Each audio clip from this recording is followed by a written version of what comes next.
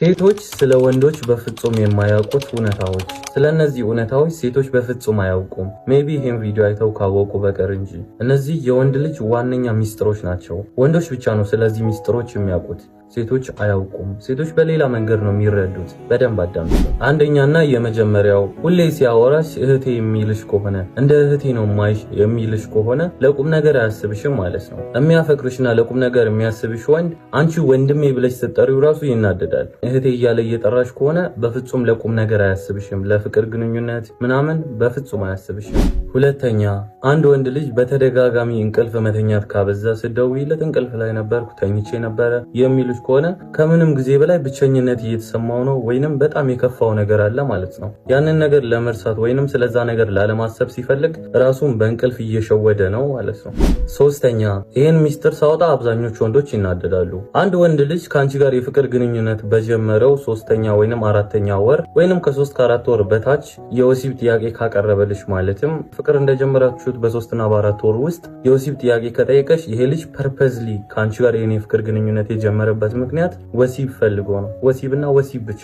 ያ ማለት ለቁም ነገር አይደለም ከአንቺ ጋር ፍቅር የጀመረው። አራተኛ፣ ከአንድ ሴት ጋር ማውራት ካልፈለገ ወይንም ያቺ ሴትን ከራሱ ማራቅ ከፈለገ ቢዚ ነኝ ይላል።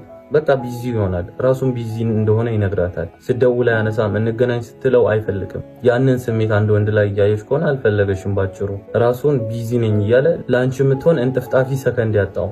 ባጭሩ አማርኛ አልፈለገሽም። የሚያፈቅርሽ ወንድ በየትኛውም ጊዜ በየትኛውም ሰዓት ለአንቺ ጊዜ አለው። አምስተኛ፣ ለየት ያለች ሴት ትስባቸዋለች። ለምሳሌ 5 በሂውማን ሄር ያሸበረቁ ሴቶች እየመጡ ከ5ቱ አንዷ ሽሩባ የተሰራች ወይንም ባህላዊ ነገር ቢያይባት የሚሳበው በሷ ነው። ሌላ ምሳሌ ልጨምርልሽ። 5 ሞትልሃለሁ የሚሉ ሴቶች ቢኖሩ አንድ መኖሩን ራሱ ግድ የማይሰጣት ችላ የምትለው ሴት ካለች ትኩረት የሚሰጣት ለሷ ነው። በሷ ነው የሚሳበው። አይተሻል? ወንድ ልጅ ለየት ባለ ነገር ይሳባል። ስድስተኛ፣ ወንድ ልጅ ለሚወደው ሰው ስለራሱ ያወራል። ስለራሱ፣ ስለ ቤተሰቡ፣ ስለ ጓደኛው፣ ስለራሱ በደንብ ይነግረዋል። ምን ለሆነው ሰው? ለወደደው ሰው። ለማይወደውና ለማይፈልገው ሰው ስለራሳቸው እንዲነግሩት ይጠይቃል እንጂ ስለራሱ ለመንገር ዝግጁ አይደለም። ሰባተኛ፣ ብዙ ሴቶች የማይረዱት ይሄን ነው። ወንዶች አንዳንዴ ያለ ምክንያት ይደብራቸዋል። ምንም ሳይከፋቸው፣ የሚያስከፋ ነገር ሳይኖር፣ ምንም ሳይፈጠር ይደብራቸዋል። እንዲሁ ክፍት ይላቸዋል።